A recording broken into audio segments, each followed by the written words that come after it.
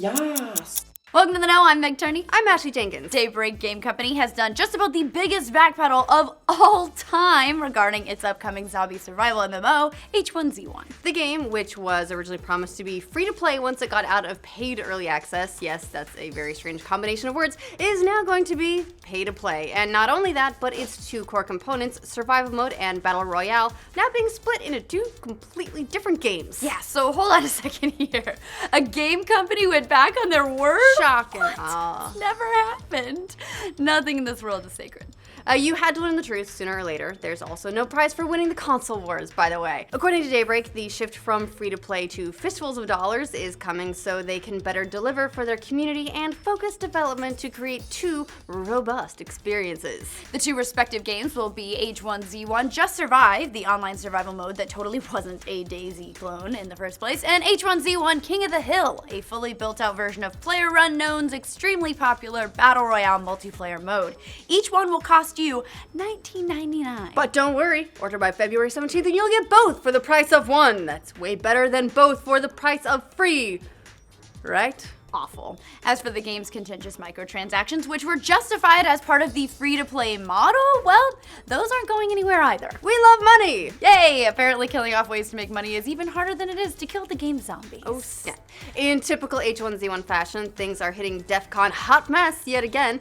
This is just the latest in a long string of controversies for H1Z1, and not the first promise they've broken either. So really it shouldn't come as much of a surprise to fans of the game. You're used to it by now. This is just the relationship you have. That's right. I hurt you. You still come back. From the very beginning of its early access plans. You know, some people would probably pay money to be hurt. That's true. Well, not in this way.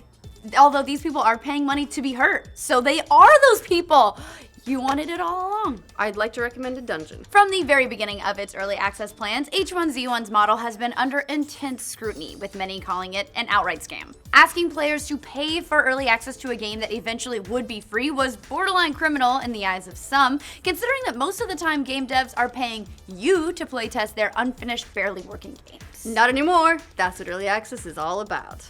But hey, maybe it all worked out in the end, since, well, they changed their mind on that whole free-to-play thing anyway, I guess. Maybe. Sort of. This isn't the first time Daybreak has changed their mind about H1Z1's monetization either. They changed it once before, most notoriously regarding the implementation of paid airdrops into the game, which featured ammo, loot, upgrades, and weapons, which was understandably labeled as a pay-to-win mechanic. This pay-to-win shift came after former, more on that later, Daybreak and Sony Online Entertainment CEO John Smedley took to Reddit to definitively declare that the game would never be pay-to-win. At the time, he said this would completely ruin the game. Fans of the game got so upset that Daybreak eventually had to offer no questions asked refunds to anyone who was upset with the decision. Now, in terms of more recent weirdness, there's that whole story behind John Smedley that achieved the quirky former CEO status with the company. The short version of that really bizarre story is that he got into a lizard measuring contest with the cyber group Lizard Squad, who've been responsible for a number of online attacks and even trolled American Airlines with bomb threats to divert a plane that Smedley was on. Oh, after one of the members was convicted of 50,000 counts of cybercrime, Smedley went after the minor on Twitter, stating that he was coming for him. I bet he was. Don't say that. You take a seat over there, sir.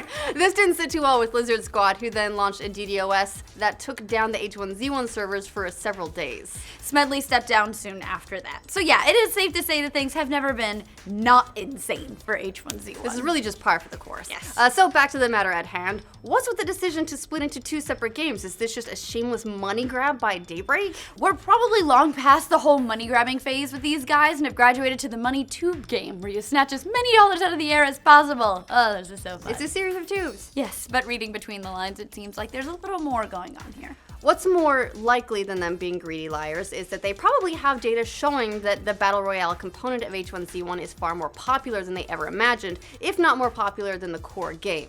We've seen a rise in Battle Royale type game modes from a number of games like Arma and even Ark Survival Evolved over the last year. By all accounts, it's the mode that's attracting many more people to play H1Z1 than its original premise. And to be fair, they've been pretty transparent about the fact that the Battle Royale version would have some type of monetization component behind it when it was was ready for prime time. So when you're Daybreak and you're seeing data like this, you're left with a choice. Do you scrap the original idea and focus solely on Battle Royale? Do you keep trying to support both, even though players are clamoring for more features in each one? If you don't charge for either, you might have to choose one to kill. It's Sophie's choice, but two babies that are made of money. I like money babies. In the end, they decided to charge for two separate games. Like any sane company, when it comes down to shutting off the electricity or going back on your word, you're gonna go back on your word every time. Absolutely. We've seen this before. Payday 2, anyone? Ooh. When Overkill went back on their word about introducing microtransactions, players were incensed, and That's putting it mildly. Yeah, they eventually did get over it. The game's player base has maintained its consistency, despite people claiming that the decision would kill the game for them. Guess it didn't. Ultimately, it's gonna come down to consumers deciding if models like this will be worth it for other developers. So far, H1Z1's success, they've sold nearly 2.5 million copies on Steam, so it is a success, is only gonna give others a reason to try to charge for early access for free-to-play games as well, and maybe change their minds later on, who knows? So if players buy into the decision to split the experience into two separate games, they're gonna have to be the reason for that too. You know, you have to live with your consequences that you're making there. Considering there's hardly any outrage in the game's subreddit about the decision, many of the game's current fan base have kind of already decided that it's worth the price of admission. So yes, it is a money grab, but it's what companies are designed to do. In the end, it's up to gamers whether or not the money grab is worth it for Daybreak. And for better or worse, it seems like the wallets may have already spoken. What do you guys think of Daybreak's reversal on its free-to-play and splitting H1Z1 into two games? Would you get into a Twitter fight with John Smedley? And do you think I'd measure my lizard against John Smedley. Do you think coming for is the wrong term to use with a minor? Vote in the comments down below. Might be. For more on the latest cash grabs from developers and updates from the Hot Mess Express, known as H1Z1, like this video and subscribe to the Now. Really love Hot Mess Express. We're rolling. We're rolling. They sing you're rolling. I literally last night watched Clueless at the Rolling with the Homies.